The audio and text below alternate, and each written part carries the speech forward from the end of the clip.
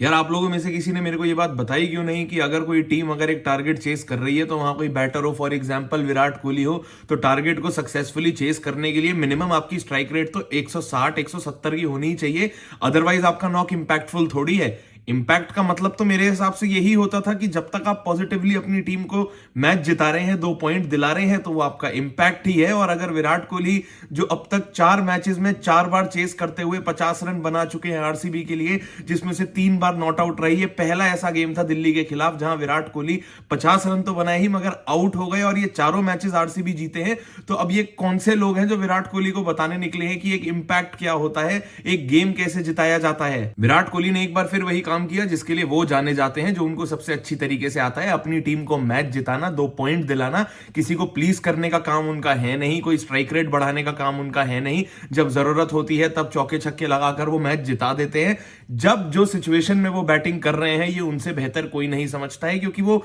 ये कोई इस साल से नहीं, वो पिछले 20 साल से क्रिकेट में यही काम करते आ रहे हैं, अपनी टीम को मैचेस जिताए जा रहे हैं। अगर पावर प्ले में ही आपके नए ओपनर जेकब बेथल आउट हो गए, रजत पाटीदार आउट हो गए, देवदत्त पाडिक्कल भी आउट हो गए, तो उसके बाद विराट कोहली समझते हैं कि भले ही उनके पास फिनिशर्स है मगर फिनिशर्स के लिए एक स्टेज भी तो सेट करना होगा। और विराट कोहली, कृणाल पांड्या वही स्टेज आने वाले वक्त में टिम डेविड के लिए सेट कर गए थे। अच्छा, विराट कोहली की बात वैसे यहां पर इस गेम में इतनी इंपॉर्टेंट नहीं है। इस गेम की कहानी विराट कोहली की नहीं है, इस गेम की कहानी प्योरली और सोलली सिर्फ और सिर्फ कृणाल पांड्या की है। क्योंकि ये एक फैक्ट है कि बाय चांस अगर आरसीबी हार जाती तो कहीं ना कहीं सबका ब्लेम सिर्फ और सिर्फ कृणाल पांड्या की बैटिंग पे चले जाता। मैनेजमेंट को ब्लेम करने शुरू कर देते कि आपने कृणाल पांड्या को बैटिंग पे भेजा क्यों, जब आपके पास एक young Indian talent Jitesh Sharma भी है, जो जरूर अब तक गेम्स फिनिश कर रहे थे, बट आप उनको प्रमोट करके तो देखो, वो जरूर रन बना देते, वो एंकर भी करते, बाद में गेम फिनिश भी करते। तो यहां पर जब आपने कृणाल पांड्या को भेजा तो ऐसा भी नहीं है कि वो आके बिल्कुल कंफर्टेबल लग रहे थे। कृणाल पांड्या तो इतना स्ट्रगल कर रहे थे कि विराट कोहली अगर बाउंड्री नहीं लगा रहे तो कृणाल पांड्या बाउंड्री लगाना तो छोड़ो, वो वापस विराट कोहली को स्ट्राइक तक नहीं दे पा रहे थे। एक वक्त पे तो जब बिल्कुल बाउंड्रीज ड्राई आउट हो गई थी और विराट कोहली एक एंड संभालकर सिर्फ सिंगल दिए जा रहे थे, तो कृणाल पांड्या सिर्फ बॉलें खाली कर रहे थे, और उनके तो खुद पहली 28 बॉलों में सिर्फ 25 रन थे। पर कृणाल पांड्या ने इतनी क्रिकेट खेली है कि वो समझते हैं कौन सी सिचुएशन में, कौन से गेम में, कौन सी टीम में एक हार का ब्लेम उनको अपने ऊपर लेना पड़ेगा। क्योंकि कृणाल पांड्या एक रीजनेबली एक्सेप्टेबल टाइम पर बैटिंग करने आए थे, जहां पर आपको अपना टाइम लेना आप अफोर्ड कर सकते हो, मगर वहां से रन बनाना भी आप ही का काम था। क्योंकि कृणाल पांड्या को इस टीम में सिर्फ उनकी बॉलिंग के लिए तो पिक किया नहीं था, ऐसे ही इंपैक्टफुल नॉक्स के लिए, कंट्रीब्यूशंस के लिए कि वो बैट से भी करके दिखाएंगे, उसके लिए भी पिक किया था। और कृणाल पांड्या को ये बात जब समझ आई तो लगाए उन्होंने मुकेश कुमार को वो 13वें ओवर में जो 2 सिक्सेस एक पुल का मारा, और जो एक अगला शॉट मारा, मेरे को समझ नहीं आ रहा लोग उसके बारे में बात क्यों नहीं कर रहे, क्योंकि वो सामने मारा था और वो कोई फुल बॉल नहीं थी, वो बैक ऑफ लेंथ डिलीवरी थी जो मुकेश कुमार ने कृणाल पांड्या को डाली थी। और उस पर अपने टॉप हैंड से उन्होंने, ऐसा लगा जैसे बॉटम हैंड का यूज किया ही नहीं था, सिर्फ एक अपने ऊपर वाले हाथ से सामने बिल्कुल डीप स्टैंड्स में जाके 6 मारा था, और वहीं से पूरा मोमेंटम कृणाल पांड्या ने वापस आरसीबी की तरफ शिफ्ट किया था। क्योंकि अगर बाउंड्रीज ड्राई आउट थी और आप बीच बीच में कुछ सिंगल्स निकाल रहे हैं, वहां पर आप उनके जो प्रीमियम फास्ट बॉलर हैं उनको एक लगातार 2 सिक्सेस मार रहे हो, तो आप सामने वाली टीम को ये मैसेज दे रहे हो कि अब हम वापस गेम में हैं और यहां से हम आपको ये चेस से बिल्कुल बाहर करके दिखाएंगे और 2 पॉइंट अपनी टीम के लिए कमा कर दिखाएंगे। आरसीबी के लिए चेस जरूर इसलिए भी आसान हो गया था क्योंकि आपके बॉलर्स ने दिल्ली के किसी बैटर से शुरू में रन बनवाए ही नहीं थे। जरूर उनका टोटल वो 162 तक पुश हो गया था, क्योंकि ट्रिस्टन स्टब्स ने आखिर में आके अपनी फिनिशिंग की एबिलिटीज दिखा दी थी। मगर मिडिल ओवर्स में अगर इंपैक्ट की बात करनी है तो ये पूछो ना कि डुप्लेसी और केएल राहुल ने दिल्ली के लिए क्या इंपैक्ट बनाया था। मैं उनको भी ब्लेम नहीं करूंगा क्योंकि तब तक लग रहा था वो रन नहीं बना रहे, बट अगर आपकी टीम से और दूसरी टीम से कोई भी बैटर रन नहीं बना रहा है, कंफर्टेबल नहीं लग रहा है, तो जरूर वो पिच बैटिंग करने के लिए आसान नहीं थी। मगर पूरा क्रेडिट यहां पर मिलना चाहिए सुयश शर्मा को, कृणाल पांड्या को, उनकी बॉलिंग के लिए जो मिडिल ओवर्स में उन्होंने रन नहीं बनने दिए। सुयश शर्मा तो अब मेरे को बेचारे लग रहे हैं जिनको विकेट नहीं मिल रही है, मगर वो एक्चुअली इतनी अंडररेटेड और इतनी बढ़िया परफॉर्मेंसेस दे रहे हैं आरसीबी के लिए कि बीच में आते हैं, जरूर 1-2 खराब बॉलें उनकी फिर भी हमेशा होती हैं जिसमें 1-2 उनको बाउंड्री लग जाती है, बट उसके बावजूद अगर आप 4 ओवर में सिर्फ 22 रन दे रहे हैं और विकेट एक भी नहीं मिल रही है, तो आप आरसीबी के लिए एक बहुत अच्छा कॉन्ट्रीब्यूशन देकर दिखा रहे हैं, एक मैच विनिंग कॉन्ट्रीब्यूशन करके दिखा रहे हैं। डेथ ओवर्स में आरसीबी के लिए भुवनेश्वर कुमार वापस अच्छी परफॉर्मेंस देनी शुरू कर रहे हैं। अगर एक ही ओवर में आप केएल राहुल को डेथ ओवर शुरू होते ही आउट कर रहे हैं, आशुतोष शर्मा को आते ही पहली 3 बॉलों की रन के अंदर आउट कर रहे हैं, तो आप जरूर अपनी टीम के लिए यहां पर 20 से 25 रन और बचाकर आपने दे दी और अपनी टीम को ऑलरेडी एक इनिंग के बाद आगे दूसरी टीम से कर ही दिया। और यहीं पर आरसीबी की सबसे अच्छी क्वालिटी है कि कोई भी एक खिलाड़ी ऐसा नहीं है जो अकेले अपने दम पे लगा हुआ है कि यार मैं तो पूरी कोशिश कर रहा हूं अपनी टीम को जिताने के लिए। पूरी टीम एक साथ मिलकर अपना रोल बिल्कुल परफेक्टली निभा रही है। सब प्लेयर्स को पता है कि उनको किस पॉइंट पे टीम के लिए कैसे कंट्रीब्यूट करना है। और अच्छी बात यह आरसीबी के लिए कि सब वो करते जा रहे हैं। अगर एक मिसिंग पीस था अब तक इस टीम में, वो बस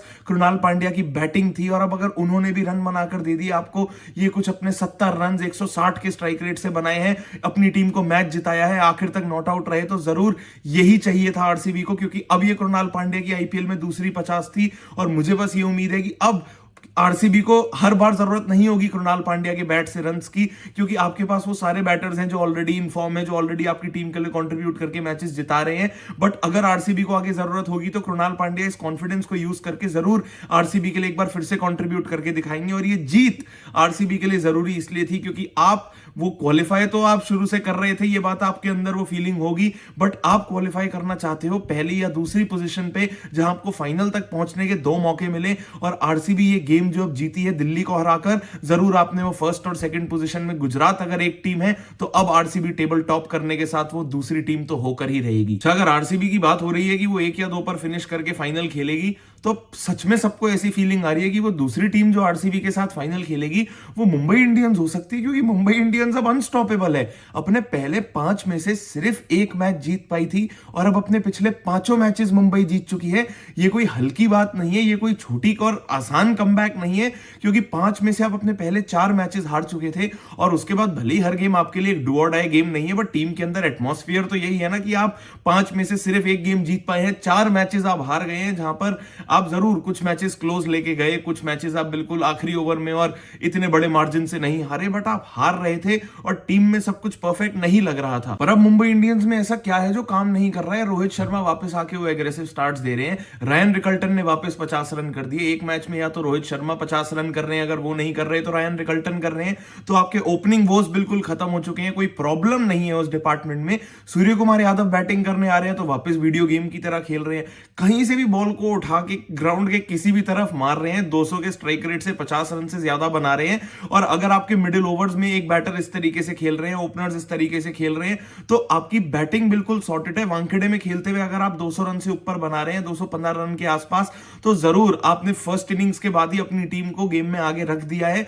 और अब प्रेशर दूसरी टीम में। और अगर आप लखनऊ के खिलाफ खेल रहे हैं तो ये बात वो भी जानते थे कि हमें बस एक निकोलस पूरन को आउट करना है, और निकोलस पूरन आउट हो जाएंगे तो ये गेम भी हमारे हाथ में आ जाएगा। बॉलिंग में आपके लिए ट्रेंट बोल्ट 3 विकेट ले रहे हैं, जसप्रीत बुमराह 4 विकेट ले रहे हैं। मिच सेंटनर नहीं थे तो यहां पर विल जैक्स अपना स्पिन से कमाल कर रहे हैं, वापस 2 विकेट ले गए। और अब तो ये बात है कि विल जैक्स जिनको बैटिंग के लिए पिक किया था वो उतनी बैटिंग नहीं कर रहे जितनी वो एक्चुअली अच्छी बॉलिंग भी कर रहे हैं, वो कोई किस्मत से विकेट नहीं ले रहे हैं। अगर आप आते ही अपनी पहली बॉल पे निकोलस पूरन को आउट कर रहे हैं तो यहां कूडोज हार्दिक पांड्या को भी, क्योंकि आप विल जैक्स को निकोलस पूरन के सामने बॉलिंग कराने का दम रखते भी हैं। और विल जैक्स ने उनको वापस उनके बैट के नीचे ही बॉल दी थी, मगर निकोलस पूरन के बैट पे वो बॉल चढ़ी नहीं, सामने सूर्य कुमार यादव के हाथ में वो कैच दे बैठे और वहां पर पूरा गेम लखनऊ के हाथ से चला भी गया था। क्योंकि मुंबई इंडियंस ये बात समझती थी कि आपको लखनऊ से कौन से बैटर्स को आउट करना है, जबकि निकोलस पूरन 3-6 लगा चुके थे वहां पर दीपक चाहर को एक ही ओवर में। बट वो जो कॉन्फिडेंस और वो जो एक ओवर कॉन्फिडेंस निकोलस पूरन के अंदर आ जाता है किसी भी बाउंड्री को क्लियर करने का,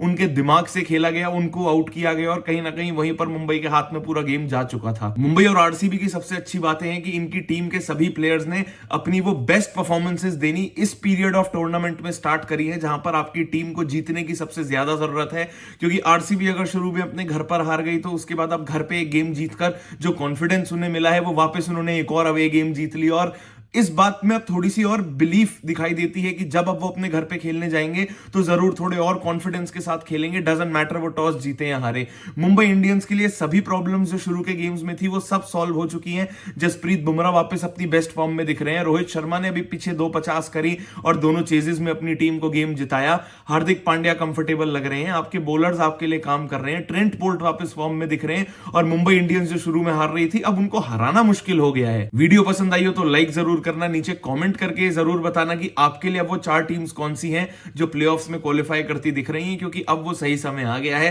चैनल अगर अब तक सब्सक्राइब नहीं किया है तो सब्सक्राइब जरूर कर देना, क्योंकि मैं तो ऐसे ही हर गेम के बाद आके आपको कंटेंट देता ही रहूंगा, क्योंकि अभी तो बहुत क्रिकेट और बहुत बातें बाकी है।